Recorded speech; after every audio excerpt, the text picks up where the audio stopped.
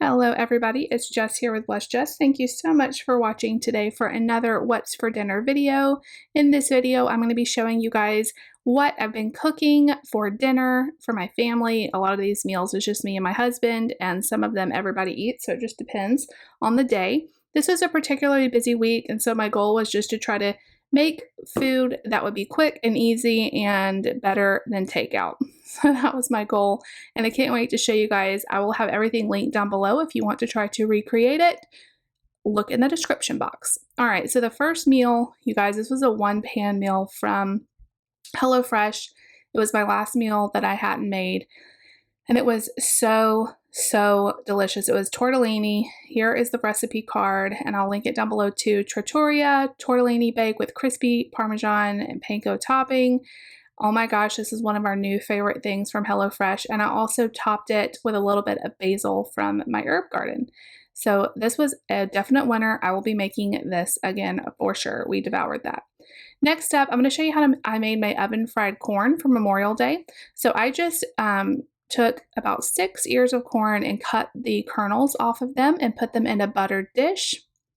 It's like a 9x9 butter dish. You can make this any size though, it doesn't matter. This is really good, and it is like fresh cream corn basically.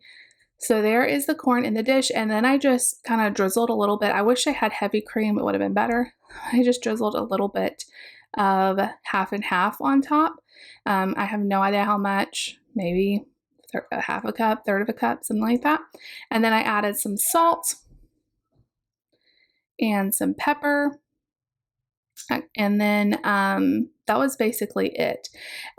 Before I cooked it, I put some butter. I just put it all over the top, little pats of butter. And then I put this in the oven at like 350 degrees and just let it cook for about 30 minutes. And I served it with some hot dogs and mac and cheese. And that was our very festive Memorial Day dinner. And yeah, we put toppings on those hot dogs too, but I just want to show you guys. And then the next night we had our family favorite. We have this like every dinner video. This is the sloppy joes that we love on Aldi brioche buns with some air fried french fries. This is a leftover meal, so I took some chili and I made nachos out of it to kind of make it different. So this is the chili and then cheese sauce, and I'm going to show you guys the cheese sauce we like because I always get questions from y'all. This is the Rico's Gourmet Nacho Cheese Sauce, and I just put that over the chili and chips and then topped it with lettuce and sour cream, and it was really good, and it made the chili that we had to eat leftover, different. We had breakfast for dinner the next night, which was a bagel sandwich. This is everything bagel with maple sausage, a piece of cheese on there, and then just some tater tots. Again, I know this isn't anything like hugely gourmet or anything, but it was easy and quick, and that's just what we needed this week. So this was really delicious. I love having these breakfast sandwiches for breakfast, dinner, or lunch. They're so good. Next up, I have been wanting Subway forever. We just had our Subway remodeled, and so it's been closed for like a month. And so this is what I got on our Friday night at home Subway date that me and David had. So this is Italian urban cheese. I got turkey on there, pepper jack cheese, lettuce, spinach, cucumber, pickle, black pepper, and a little bit of oil. Oh my gosh, and I did have them toasted. It was totally delicious. I love that thing. All right. I'm going to show you guys how I made up this Instapot recipe. So I put about half a bag of meatballs in my Instapot with a pound of pasta. And then I put 1.5 jars of tomato sauce, your favorite pasta sauce. You can use whatever kind you like. I just have the Aldi one. So this is 1 jar. You need about 32 ounces. So 32 ounces is about 1.5 jars of this sauce. Put that in there. And then I added 3 cups of water because the noodles are going to cook in this pot.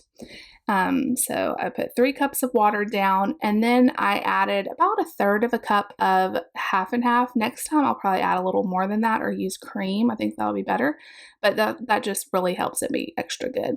The seasoning, I did garlic powder, Italian seasoning, and then salt. And then for a little kick, which this ended up making it, I sprinkled in just a little bit of this ground cayenne pepper, and that gave it a nice kick. And then I just stirred everything, mostly just the sauce on top. I didn't try to get down into the meatballs too much. Just kind of gave it a light stir. And then I'm gonna put the lid on it and put it on high pressure for 4 minutes. That's all it needs, and that'll be al dente. If you want it a little more cooked through, you can do 5 minutes. And I had just made this up, so I was getting really nervous that I was going to mess this up totally because everything looks so watery, you know. Make sure your vent is sealed, and then I just let this go. I'm going to show you guys me trying to figure out, I've used this all the time and I still have to figure it out every time. But I set it to high pressure for 4 minutes, and then, you know, it has to come to pressure. So this whole thing maybe took 10 or 15 minutes total, and dinner was done. And I'm going to show you guys the end result in a minute. This has to have been our favorite meal of the whole week, and it literally took me 10-15 minutes to make. It was so good. I cannot tell you enough good things about it. David and I ate so much of this that we were like sick because we could not stop eating it. It was so good. So here it is after I let it, once it got done, I let it sit for a minute or two, and then I did a quick release, and there it is, cooked perfectly. I put it in a bowl and topped it with some Parmesan cheese. Of course, cheese makes everything better. And also I had some basil that I chopped up from my herb garden. So I put that on there, and y'all, this was so good. You know, the little bit of spice from the red pepper, and it was really, really good, and it's going to be a staple in our house now. And then last but not least, this is one of our favorites, this bowl of potatoes, Brussels sprouts, and this is the Johnsonville Better Cheddar sausages. I cut up everything and roasted it on a big sheet pan. I like to do my potatoes in the air fryer because they go a lot faster. So I did the Brussels sprouts and sausage on a pan with just salt, pepper, paprika, garlic, and seasoned the potatoes the same way. And then once everything got done, I put it in a bowl and topped it with this glaze. This is a balsamic glaze from Kroger.